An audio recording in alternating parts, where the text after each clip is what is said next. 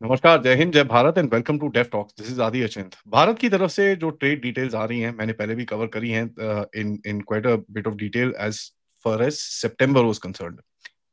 Of course October निकल गया पूरा, जिसके अंदर हमने देखा कि 6 लाख करोड़ रुपए का बूस्ट मिला है इकोनॉमी को because of the GST move. 6 lakh crore, which is a lot of money. लेकिन एक्सपोर्ट्स के ऊपर काफी प्रेशर रहा है, there is no question. There was pressure on textiles, there was pressure on gems and jewellery, but काफी काम भी किया गया है and which is something to be appreciated. So let's discuss, let's take a realistic analysis, कहाँ खड़े हैं हम लोग एंड कितना can we just now, because US का टैरिफ कहीं जाता हुआ दिखता नहीं है। What do we need to do going forward? पतिकृत भाई नमस्कार। आदि भाई नमस्ते। तो कल का जो कार्यक्रम हुआ था हम लोगों का रूपी को लेकर जो हम लोगों ने डिस्कस किया था उसमें कुछ दर्शकों ने कमेंट किया कि अरे रूपी अगर इतना स्ट्रांग हो रहा है तो 90 रुपी डॉलर क्यों है। तो मैं सबको ये रिक्वेस्ट करूंगा कि ना हर चीज को एक एब्स्ट्रैक्ट इंडिविजुअल चीजों से ना देखे, एक होलिस्टिक कॉम्प्रिहेंसिव एनालिसिस करने के लिए बहुत सारे पर्सपेक्टिव्स, बहुत सारे डायमेंशंस को इंक्लूड करना जरूरी होता है। वन रीजन जिसके वजह से इंडिया ने डिवैल्यू किया है बढ़ता रहता है। मान लीजिए इवेंचुअली अभी जो सिचुएशन है, अगर मेरा टैरिफ के वजह से मेरा प्राइस बढ़ जाता है तो मुझे वो ऑफसेट करने के लिए थोड़ा मेरा करेंसी डिवैल्यू करना पड़ेगा। Number one is this. मतलब सिंपल, अगर 50 रुपए से 1 डॉलर होता है, मान लीजिए हाइपोथेटिकली अगर 100 रुपए से 1 डॉलर होता है, तो कुछ लोग चिल्लाने लगे अरे रूपी को स्ट्रॉन्ग करो, तो कर दिया स्ट्रॉन्ग। तो 100 रुपए डॉलर से मैं 50 रुपए डॉलर कर दिया, आज से 50 रुपए में 1 डॉलर।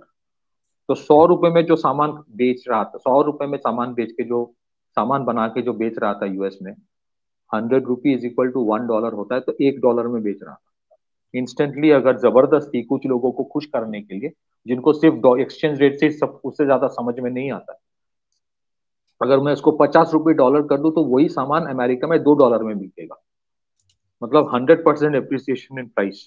सो आपकी कॉस्ट कंपेटिटिवनेस कम हो जाएगा। तो कभी कभी डिवैल्यूएशन डेलिबरेटली किया जाता है। अगर कोई ये सोचे कि इसी वजह से सब कुछ होता है, तो 1 डॉलर से 1 dollar is equal to 153 one. तो मतलब इंडिया के जो इकोनॉमी है उसका, India economy is twice as strong as Japan. तो फिर मान ले सब कोई। या फिर इंडिया का जो करेंसी है एक्सचेंज रेट में इज इक्वल टू 1.3 अफगानी। तो अगर लोगों को लगे कि अफगान इकोनॉमी बेहतर है इंडिया से इस वजह से, तो सारे अफगानिस्तान चले जाए जिनको ये लगता है। So that is why devaluation is one part of the game that is being played on. में ये जो कहा, it's not because of the comment only जो पिछले शो में आया, but it's part of the larger strategy. आप deliberately devalue थोड़ा सा करोगे, ज्यादा नहीं, control devaluation to make your exports competitive. और अब जाहिर है आप डिवैल्यूएशन करोगे तो आपकी इंपोर्ट भी एक्सपेंसिव हो सकता है ना। सो इंपोर्ट ताकि एक्सपेंसिव ना हो, तो व्हाट आर यू डूइंग, जहां जहां पॉसिबल है आप रुपी से खरीद रहे हो। एक्सपोर्ट डॉलर में कर रहे हो, जहां जहां पॉसिबल है आप रुपी में इंपोर्ट कर रहे हो। That's one. So if you look at some of the slides जो अदी भाई अगर आप दिखाएं, तो एक जो फर्स्ट स्लाइड है कि एक अगेन, मैं पता नहीं इकोनॉमिक टाइम्स का जो स्लाइड अगर आप पहले दिखाए, जो फर्स्ट वाला स्लाइड मैंने आपको भेजा है, उसमें एक परसेप्शन ऐसे क्रिएट किया है कि पूरे इंडिया के एक्सपोर्ट्स जो है, there has been a 37%, 37.5% drop. It came out in the Economic Times. Alarm bells ring. Alarm bells ring across key sectors. 37.5% drop in Indian exports to US या overall, ये headline ने भी नहीं बताया, क्योंकि उसको भी क्या करना है वो, थोड़ा सा, हाँ उसको भी थोड़ा सा देखो देखो। और जो लोग सोचेंगे ये मौका मिला अभी मोदी सरकार को कॉर्नर करने के लिए, वो भी डिटेल्स में नहीं पड़ेगा कि 37% जो स्लम्प की बात की जा रही है, that is in US, Indian exports only to US, not overall. And it was expected कि कुछ कुछ सेक्टर्स हैं जहां पे स्लम्प आएगा। और हम लोगों ने भी अपने शो में डिस्कस किया था कि इंडिया के overall 40 to 50 billion dollar exports to US will get a hit. Now, as percentage of your entire GDP comes to around 1% of the GDP, जिसमें प्रॉब्लम्स आएंगे। इसका मतलब ये नहीं है कि पूरे एक्सपोर्ट्स ऑफ $40 बिलियन का कोई मतलब उससे वो टोटल $40 बिलियन लॉस होगा, वो नहीं होगा। Companies will try to sell it at a discount, number one. Then they'll try to do two more things. So ये जो हुआ है, जिसके बाद जीएसटी में रिफॉर्म लाया गया, कटौती की गई, एंड एक डाइवर्सिफिकेशन अप्रोच लिया गया कि 40 अदर कंट्रीज में you are spreading out your exports. वो एक्सपोर्ट प्रमोशन काउंसिल्स जितने सारे हैं and other trade bodies, they have been working on that. Bilateral trade agreements हो रहा है कि you diversify to 40 more countries to reduce your over dependence on select markets. इसका मतलब ये नहीं कि अमेरिकन मार्केट इंडिया के लिए इंपॉर्टेंट नहीं है, बट आपको अगर अपने एक्सपोर्ट्स में रेसिलियंस तैयार करना है तो eventually you have to spread it out. और अदर पार्ट इज, आप अपने इंटरनल इकोनॉमी को और बुलंद बनाओ। इंटरनल इकोनॉमी बुलंद बनाने के लिए one of the first stop gap measures या इमीडिएट मेजर जो जरूरी था वो था जीएसटी में थोड़ा कटौती करना। उसका इंपैक्ट आदि भाई ने बता दिया कि दिवाली के टाइम इसका impact has been to the extent of 6 lakh crore. 6 lakh crore is not a matter of small amount. It's around 80, nearly $75 billion. $75 billion एक देश का इकोनॉमी अगर एक छोटे टाइम फ्रेम में खर्च करता है तो इसका मतलब यह है कि टैरिफ के बावजूद that economy is not just surviving, that economy is literally blooming in spite of problems हमेशा रहेगा। Then if we go to the other slides, Adi bhai, then there is the real picture which is coming out कि ये जो 37.5% का slump है ये offset हो रहा है by India's growth in exports of textiles, gems and jewellery in non US markets. That's the most important thing. तो अगर कोई दिखाए कि 37% स्लम्प है बिना ये कह के कि ये ना अमेरिकन मार्केट में है, so that is a dangerous trend of spreading disinformation. अब वो डेलिबरेटली किया गया कि कोई बोलेगा नहीं नहीं वहां पे स्पेस का ना प्रॉब्लम होता है तो इसीलिए नीचे लिख दिया, वहां पे नहीं लिखा। अब वो होता है यूजुअल एक्सक्यूज, बट कैसे रॉन्ग इंफॉर्मेशन नैरेटिव तैयार किया जाता है उसका एक उदाहरण है। या फिर दोनों साइड खेलना होता है, इस साइड को भी खुश रखो, उस साइड को खुश रखो, उसको बाद में आएंगे उसमें। Now this has happened. If you go to the next slide, Adi bhai, then we will find out कि यहाँ पे if you can read it out, it's a very important statement, इसलिए मैंने इसको दिया है। If you can read it, Adi bhai, it will be helpful. Basically, it's saying that it healthy growth in several non-US markets, which is something right. that non-US markets में absolutely। और इसमें अगर आप देखें कि मार्केट भी mention yeah. जी destinations as the UAE, Vietnam, Belgium, Saudi Arab। तो UAE, वियतनाम, बेल्जियम, सऊदी अरब जो है ओवरऑल इंडिया का जो 42 देश है जहां पे टारगेट स्पेसिफिकली दिया गया था। If you spread it across the regions, one is Latin America, second is Middle East, third is South East Asia and invariably fourth will be potentially Africa. इन चारों देशों के अगर वहां पे थोड़ा सा उदाहरण दिया गया कि यहाँ यहाँ ग्रोथ हुआ है। If you go to the next slide Adi भाई, फिर वो अब देखेंगे अगर थोड़ा सा you may have to zoom it up क्योंकि there are very important things shown कि the data showed that India's का जो marine exports from January to September rose 15.6% year on year to $4.83 billion, driven primarily by surging demand in several non-US destinations। अच्छा, वो जो US का भी impact वो quarter का था उसका क्वांटम आपको पता है कितना? जो 37.5% स्लम्प की बात कर रहा है, total impact is around $4 billion. दिखाया ऐसा जा रहा है कि $800 बिलियन के एक्सपोर्ट ही खत्म हो गया। So while the US continues to remain the top individual destination, sharpest expansions has been recorded in Vietnam 100%, Belgium 73% and Thailand 54%, reflecting a growing diversification of India's exports. So that is what we have been discussing again। उसके बाद फिर यहाँ पर China लिखा है तो मेरे दिमाग में आया, our exports to China have gone up by 22%। या इसमें नहीं, ये वाला जो लिखा गया है that is primarily for James, jewellery and textile. और हाँ, कुछ और चीज है जहां पे चाइना में सेक्टर वाइज आप देखेंगे कि the expansion has been far more than 9% जो यहाँ पे मेंशन किया गया है।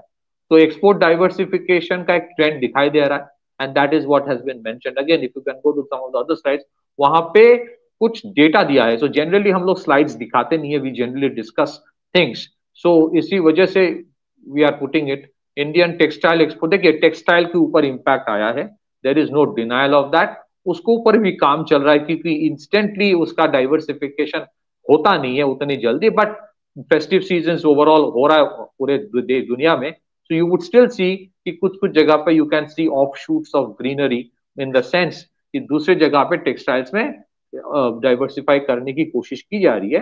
एंड वन थिंग जो गवर्नमेंट जो कोशिश कर रहा है कि जो एक्सपोर्ट प्रमोशन, एक्सपोर्ट प्रोसेसिंग जो जोन्स होता है, या एक्सपोर्ट एक्सक्लूसिव इकोनॉमिक जोन जहां पे टेक्सटाइल मैन्युफैक्चरिंग फॉर एक्सपोर्ट्स के लिए ही होता था, हाउ डू यू इंश्योर की that can be facilitated to be sold within the country. And I am sure Diwali के टाइम इसका कुछ इम्पैक्ट पॉजिटिव हुआ था।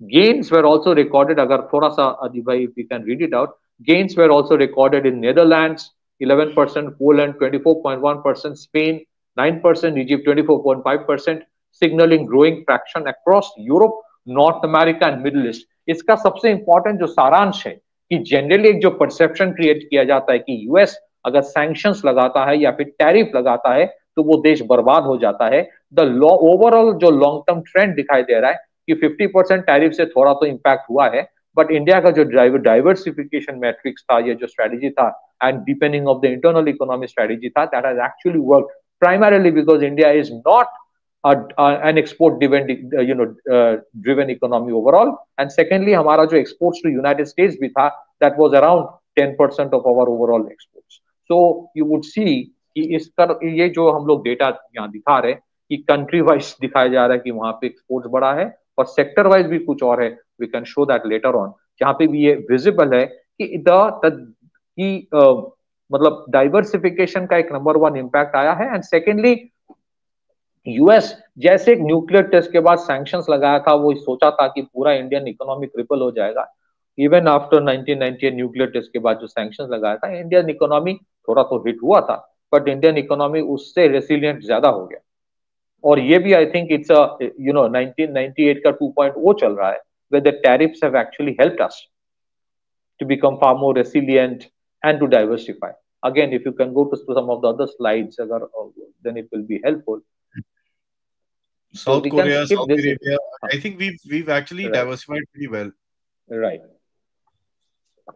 तो टाइम्स ऑफ इंडिया का जो 4th of November का डेटा है, टाइम्स ऑफ इंडिया का 4th of November का डेटा में they are talking primarily about specific sectors, उसमें क्या ग्रोथ आया है।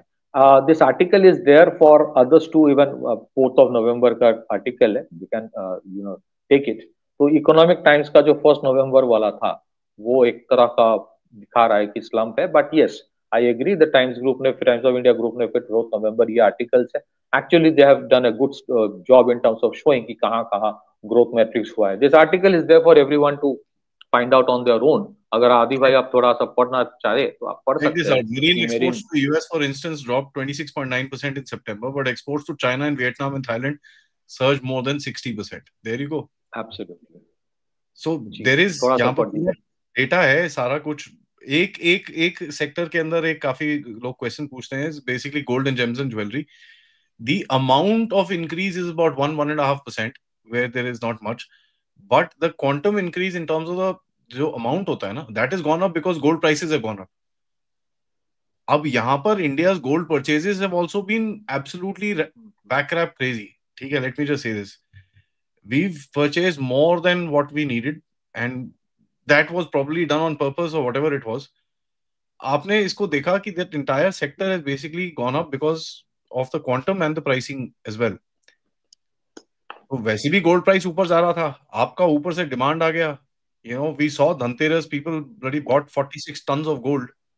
So when something like that happens, gold prices surge। So अभी जो आप dip देख रहे हो, it's a sort of a correction which is happening, and then it will start back again।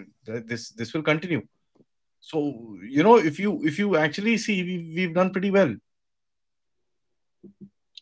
Yes, you have done absolutely well, and उसके लिए काफी appreciation ministry of commerce and government of India को जाना चाहिए। Overall to top it what has happened is that यहाँ जहाँ पे exports बढ़ाया जा रहा है, डाइवर्सिफिकेशन हो रहा है, वहां पे एक्सपोर्टर्स को बोला जा रहा है कि भाई अब तो डाइवर्सिफिकेशन हो रहा है, पूरा ट्रेड ही अब रूपी में करो। So what we discussed yesterday, उसी का कंटिन्यूएशन ये है कि डाइवर्सिफाई सिर्फ मत करो, अभी तुम उस ट्रेड को ही रूपी में करो ना। स्टेप रूपी फॉरवर्ड। में ट्रेड करने, हाँ, रूपी में ट्रेड करने से फायदा क्या होता है?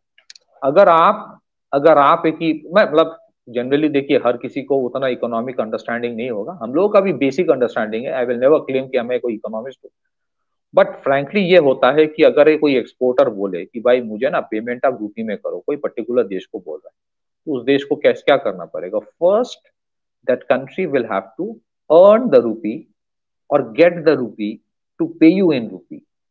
That means your demand, your real time demand for rupee will start rising.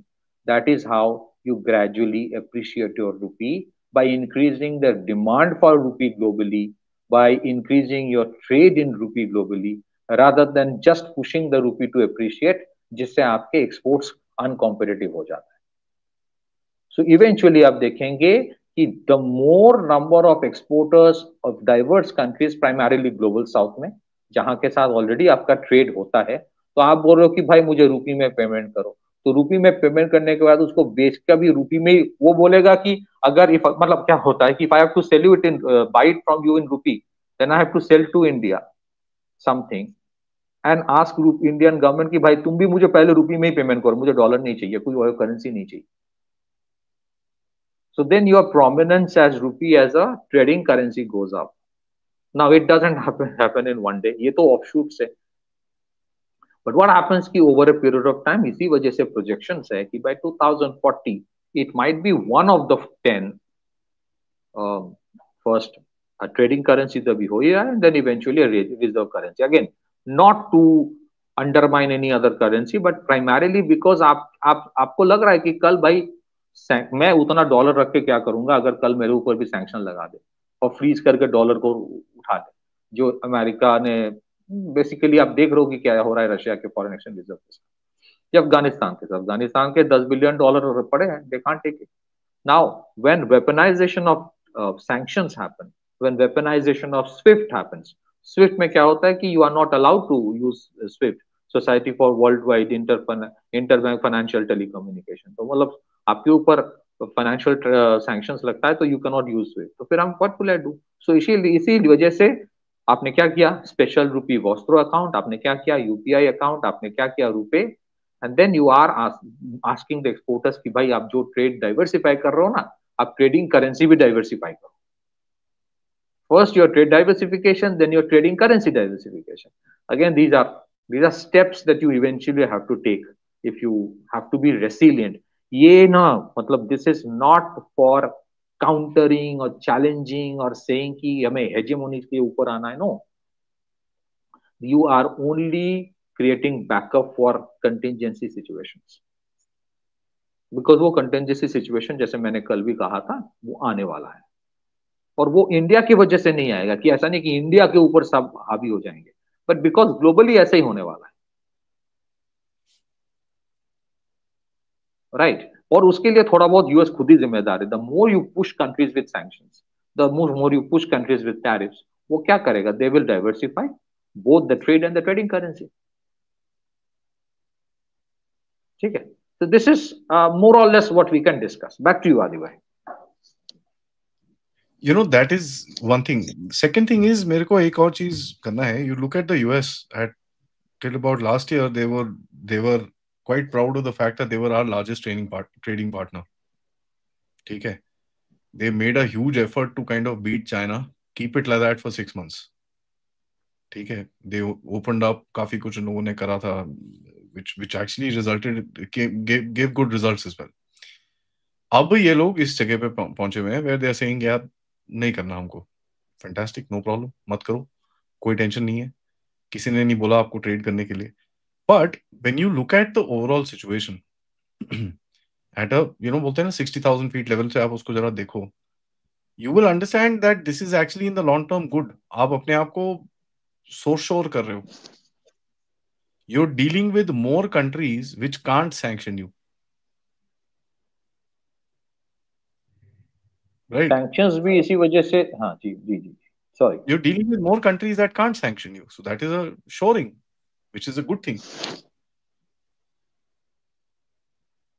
American sanctions काम इसीलिए करता है क्योंकि आप ट्रेड भी करते हो डॉलर से और रिजर्व भी रखते हो डॉलर में। अब वो थोड़ा थोड़ा जब सैंक्शंस का थ्रेट बढ़ता रहेगा तो लोग धीरे धीरे डाइवर्सिफाई करेंगे।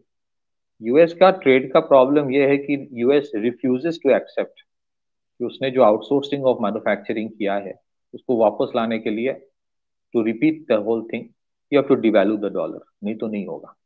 अब वो कंट्रीज को जबरदस्ती बोल रहा है कि तुम मेरे एग्रो प्रोडक्ट्स खरीदो। और उस दिन का अगर आप सुने फिर से आदि भाई, वो मैं दर्शकों को बोलूंगा, अगर आप सुनेंगे दोवल जी का जो स्पीच के ऊपर हम लोगों ने डिस्कस किया था, दोवल जी बार बार एक चीज कहा उन्होंने कि ये जो रेजीम फेल होते हैं, कंट्रीज फेल होते हैं, सिविलाइजेशन फेल हुआ है, एम्पायर्स फेल हुआ है, मोनर्कीज फेल हुआ है, one of the prime reason is food shortage. The moment you have more agro trade and you start importing food items and you say कि मैं इंपोर्ट करूंगा, मुझे बनाने की जरूरत नहीं है, then your crisis start. So eventually for many reason, और भी दूसरे कारण है, India has to keep in its agro market immune from certain trades जो हमारे इंटरनल इकोनॉमिक जो है एग्रो मार्केट की, उसमें हालांकि सुधार की जरूरत है, बट वो हमारे प्रोडक्शन प्रोसेस बंद नहीं होना चाहिए। And secondly the most important aspect is कि अमेरिका अभी डॉलड्रम्स में है इसीलिए कि उन्होंने सोचा एक तो टैरिफ का सैंक्शन लगा के इतना बढ़ा दो as if we are the only market, और कोई मार्केट नहीं है, तुम अमेरिका में नहीं बेच पाओगे तो तुम बर्बाद हो जाओगे। वो that myth is being broken. American market is still very important for India, no one denies it, but America में मार्केट में प्रॉब्लम क्रिएट करने से no country completely gets obliterated in today's era. क्योंकि डाइवर्सिफाई आप इसीलिए कर पा रहे हो, क्यों कर पा रहे हो, दूसरे 40 देशों के ऊपर जो टारगेट किया जा रहा है, इट मीन्स उनके भी परचेसिंग पावर है। So that is true democratisation of purchasing capacity, जो एक टाइम सिर्फ यूएस और वेस्ट के पास ही था, आज नहीं है। Third is that this is actually breaking the myth for the global south. Now इसका एक फ्लिप साइड भी है, आपके सैंक्शन से आपके ऊपर इंपैक्ट नहीं हो रहा है, आपके ऊपर टैरिफ से इंपैक्ट नहीं हो रहा है, आप रेसिलियंस करके एक टेम्पलेट क्रिएट कर रहे हो, दैट मीन्स देन वो कुछ और उपाय निकालेगा आपको कंटेन करने का, that is where you have to be very careful. और That is उसके true. लिए भी मेजर्स लिया जा रहा है। ऐसा तो नहीं बोलेगा कि अच्छा चलो अमेरिका बोला कि चलो इंडिया पास हो गया, जीत गया, इंडिया ने हासिल साबित कर दिया, ऐसा तो नहीं होता है। So we have I to mean, be we while, have to do this. Yeah. हाँ we are preparing for this, so while we should be happy कि कंटिजेंसी मेजर्स वर्क कर रहा है, चैलेंजेस है, we have to support the government and at the same time appreciate the government. और थोड़ा बहुत इधर उधर हो, लेट्स अंडरस्टैंड आईटी सेक्टर में प्रॉब्लम आ सकता है, लेट्स अंडरस्टैंड इमिग्रेशन में प्रॉब्लम आ रहा है, सो डिसरप्शंस भी आएंगे, and exporters have to be far more nimble footed. That means ये जरूरी नहीं कि रेडीमेड मार्केट ही हो सकता है by December, by tomorrow, by next week, next year first half tariffs हट जाए, but this is a lesson for those exporters with the highest of respect to them कि don't depend entirely on one market, and that is Yeah. Very, आपने जैसे कहा, it is helping us to be far more resilient. Back to you That's Aadi. that's true. Absolutely. I think that's well said. सबसे request है, please video को like करिए, subscribe करिए and share this with your friends and families. Game is going to turn very fast. Let me just show you. November, December, these 2 months will basically decide the entire game. ठीक है? So we are on the 4th of November. पता नहीं चलेगा आधा number कब पहुंच जाएगा. And that's where the game is. But if you cross November, December, आराम से. अंत में एक ही चीज कहना चाहता हूँ विद योर परमिशन आदि भाई, कि सिर्फ एक्सचेंज रेट ना देखिए, आपकी फॉरेन एक्सचेंज रिजर्व, आपकी जीडीपी, आपकी ability to you know manufacture within your country, आपकी इंटरनल इकोनॉमी, आपकी परचेसिंग पावर, वो सब देखा जाता है while deciding whether you are a strong economy or not। सिर्फ एक्सचेंज रेट के ऊपर भरोसे मत रहिए, that is misleading. Back to you. That's true. Thank you so much, Patrick bhai, for that update. सबसे रिक्वेस्ट है, like, subscribe, and of course share this with your friends and families. And don't forget, if you can, to contribute towards the channel. सारी details आपके लिए नीचे description में available है। Thank you, नमस्कार, जय हिंद, जय भारत।